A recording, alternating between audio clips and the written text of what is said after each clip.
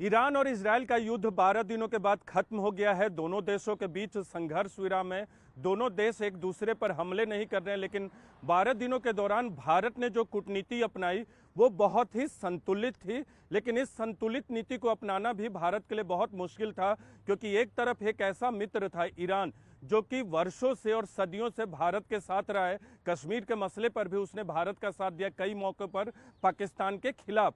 दूसरी तरफ इजराइल एक ऐसा दोस्त रहा है जिसके साथ संबंध तो पुराने रहे हैं, लेकिन हाल के वर्ष में इजराइल और भारत के संबंध में प्रगाढ़ता ज़्यादा आई है और हर मुश्किल घड़ी में इजराइल भी भारत के साथ रहा है। और हाल में ऑपरेशन सिंदूर के दौरान भी इजराइल पूरी तरह से भारत के साथ खड़ा था और आतंक के खिलाफ भारत की जो नीति थी पाकिस्तान के खिलाफ, उसके पक्ष में इजराइल भारत के साथ खड़ा था।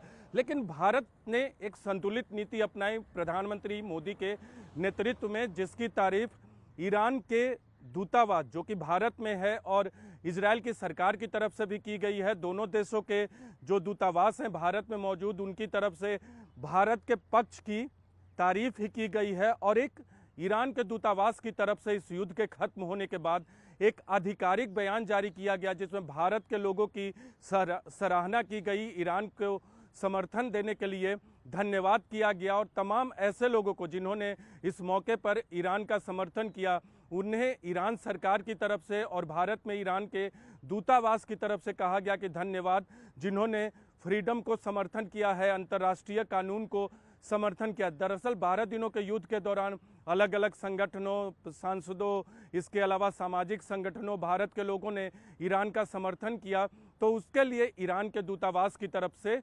भारत को और भारत के लोगों को धन्यवाद दिया। दूसरी तरफ इजराइल की तरफ से भी लगातार भारत और प्रधानमंत्री मोदी के साथ जो संबंध है उसकी सराहना की जाती रही है। न्यूज़ 18 इंडिया से बातचीत में भी इजराइल के भारत में राजदूत रूवी नजार ने कल ही कहा कि भारत और प्रधानमंत्री मोदी के साथ इजराइल के संबंध जो हैं वो मजबूत हैं और दोनों अच्छे साझेदार हैं।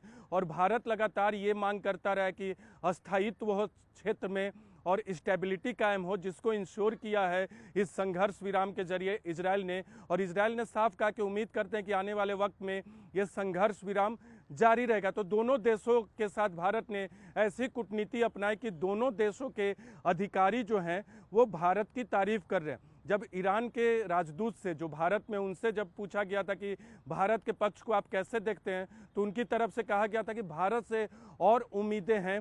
लेकिन एक सवाल जब उनसे पूछा गया था कि क्या भारत के पक्ष से उन्हें कोई नाराज़गी भी है, तो साफ कहना था कि कोई नाराज़गी नहीं है। लेकिन उसके बाद ईरानी दूतावास की तरफ से आधिकारिक बयान आता है और भारत के लोगों को सपोर्ट करने के लिए ईरान का इस युद्ध के दौरान धन्यवाद दिया जाता है। दूसरी अहम बात आपको बता दें कि इस युद्ध के दौरान, 12 दिनों के युद्ध के दौरान, ईरान से भी भारतीय लौटे, इजराइल से भी भारतीय लौटे।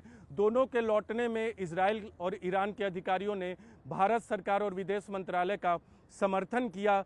हवाई मार्ग बंद था ईरान का, लेकिन ईरान ने अपने हवाई मार्ग खोल के भारतीयों के भारत में आने को सुनिश्चित किया। इसके अलावा इजराइल में हवाई मार्ग बंद था, लेकिन इजराइल की सरकार ने सहूलियत प्रदान की ताकि जॉर्डन और मिस्र के लैंड बॉर्डर के रास्ते भारतीय वहां से निकले और अपने देश वापस लौटे। तो ऑपरेशन सिंधु के तहत दोनों देशों ने जो सहूलियतें प्रदान की भारत को, उससे भी साफ होता है कि दोनों देशों के साथ भारत ने जो कूटनीति अपनाई, उससे एक बात साफ है कि दोनों देशों की सरकार जो है भारत के पक्ष को तटस्थ और संतुलित मानती है।